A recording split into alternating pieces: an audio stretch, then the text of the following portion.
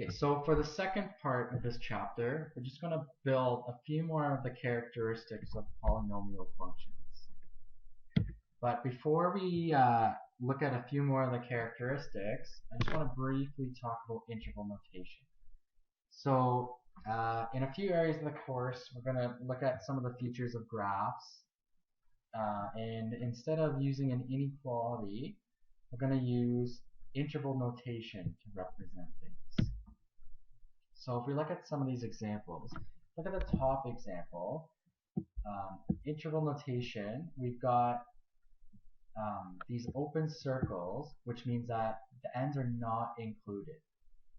So normally we would have the integral is x would be between 2 and 5. So x is greater than 2 but less than 5. And how we write that in integral notation is we use round brackets to represent these open circles where 2 and 5 are not included. So we represent that as round bracket 2, comma 5, another round bracket. So the next one we have a closed interval where the end numbers are included. So we would normally represent this as x being greater than or equal to 2 and less than or equal to 5. And to represent this greater than or less than and equal to, we use these square brackets. That means the end numbers are included in the solution. So here we would have square bracket 2, comma 5, close square bracket. And we can also have a combination of open and closed.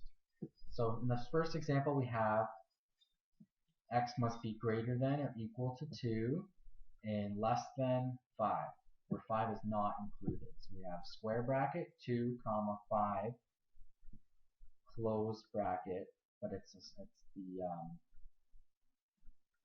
regular bracket, not the square bracket. And in the next example we have greater than or equal to, greater than 2, less than or equal to 5. So this time it's reversed. We have open circular bracket 2, comma 5, close square bracket. So I just wanted to briefly touch on integral notation before we went forward. If this is just a summary of all the different possibilities using integral notation. This is also available in your textbook, so you can refer to that if you need some extra help. Okay, so first thing we're going to look at here is the roots of polynomial functions. So you've heard the word roots before, right? When we've looked at quadratics. So the roots are the x-intercepts or the solution. So we've used all those terms before. So let's look at what is the most number of roots we can have. So if we look at that first example here, where y is equal to a constant, there's no variable there, so we have a degree of 0. So for this one we have 0 roots. So in this example we have a linear equation, so the degree is 1. So at most we have 1 root, so 1 x-intercept. The next example we have negative 3x squared minus 2x. So here we have a degree that's 2. And if you remember quadratic equation, you can at most have 2 roots. So it can only cross the x-axis at 2 points. So let's see if we can make a generalization about that. So how do the maximum number of possible roots relate to the degree? So the maximum number of roots is the same as the degree value of the polynomial function. So if we look at some examples, so here we have y equals negative x cubed minus 5x plus 1. So the highest exponent we have is 3. So at most we can have 3 roots. Next example we have 4x cubed plus x to the 7 minus 11x. Now you got to be careful here because it's not cubed. The highest exponent is 7. So we have a degree of 7. So at most we can have 7 different roots. So let's just recall from the last lesson that if we have a graph that extends from quadrant 2 to quadrant 1, it's going to have an even degree and it's going to have a positive leading coefficient. On the other hand, if we have a graph that's extending from quadrant 3 to quadrant 4, we know we're going to have an even degree and we're going to have a negative leading coefficient. The other two we looked at, so we got a function going from quadrant 3 to quadrant 1. So obviously this one would be an odd degree with a leading coefficient that's positive. And the last one we have is something going from 2 to 4. So this one will be an odd degree with a negative leading coefficient. So these are all describing the different possible end behaviors of the graph. Another feature that I want to point out is local maximum and local minimum. So previously when we've dealt with quadratics, for example, we've had a maximum point or a minimum point. But if we look at our graph down here, these arrows indicate that we're going on and on, approaching infinity, and same with this direction, so we're approaching negative infinity. So we don't have an absolute maximum or an absolute minimum. We say we have a local maximum here, and we have a local minimum at this point here.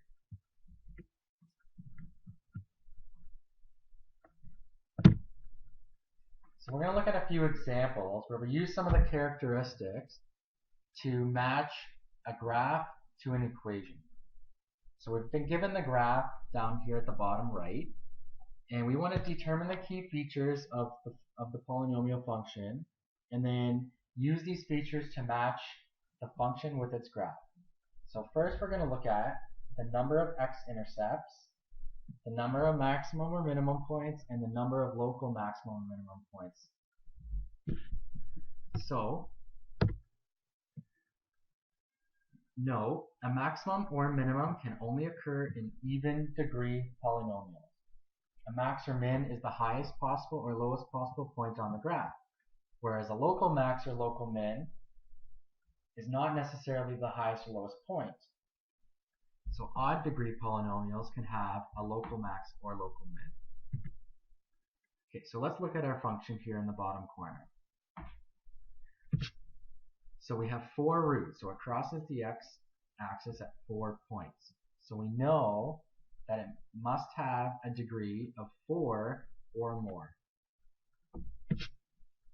So we have 2 local maximums and 1 local minimum.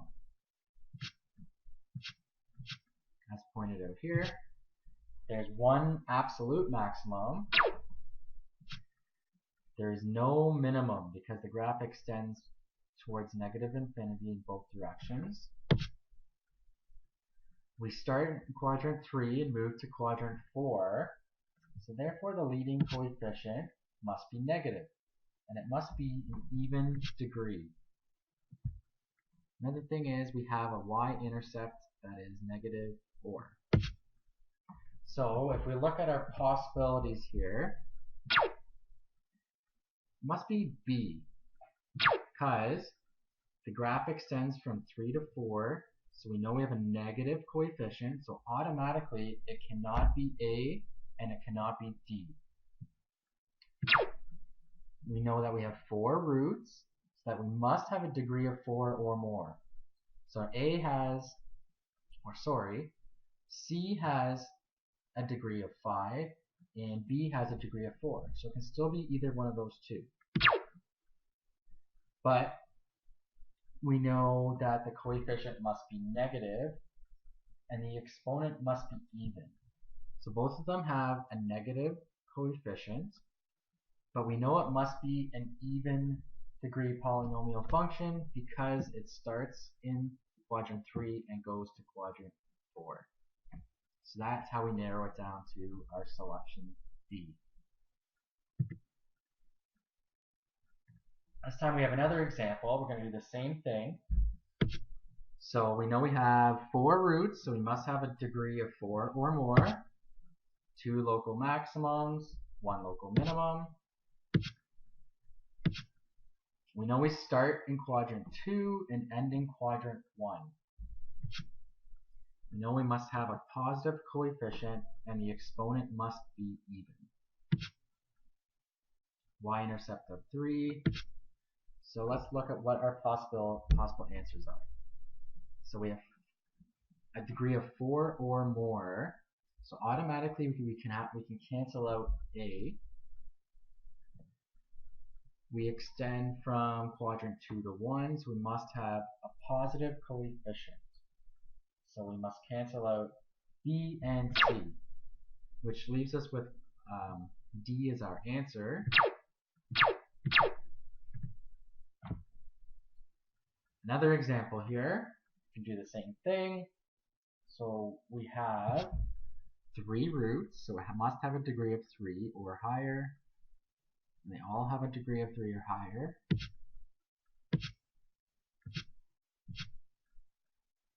So if we look at the end behavior, we extend from quadrant 3 to quadrant 1. That means it must be an odd degree polynomial and it must have a positive coefficient. So we have a positive coefficient for A and it's an odd exponent, so our answer must be A.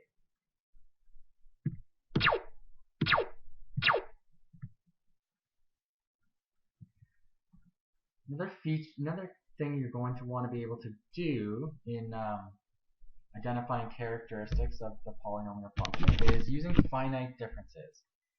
So in the past we've looked at first differences and second differences.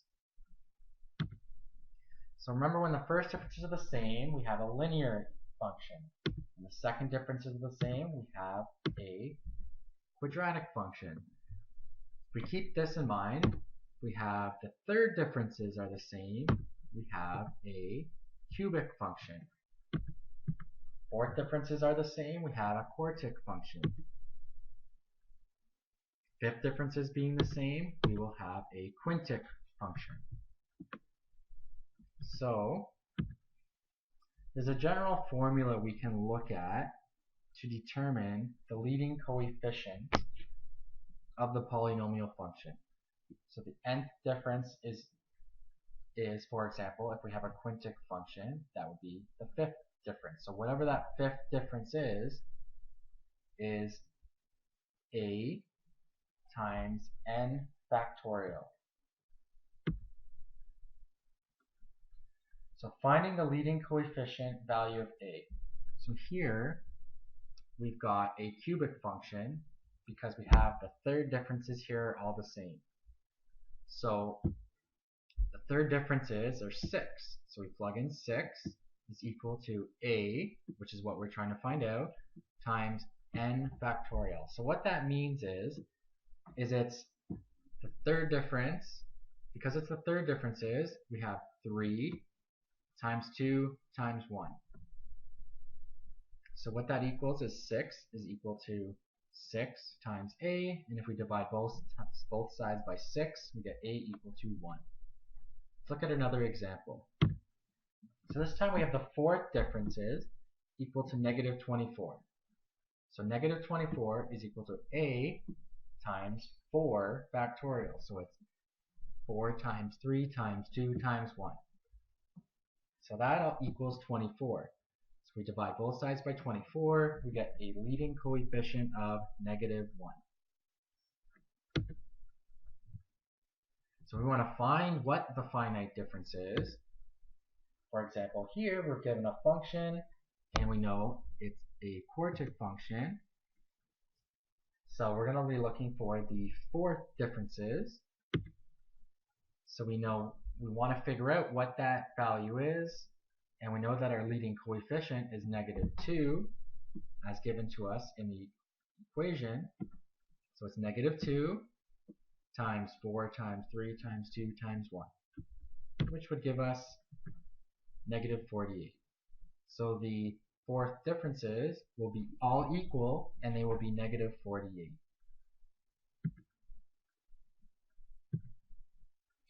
So I've been using the term n factorial, and what that means is n times n minus 1 times n minus 2, all the way down until you get to times 1.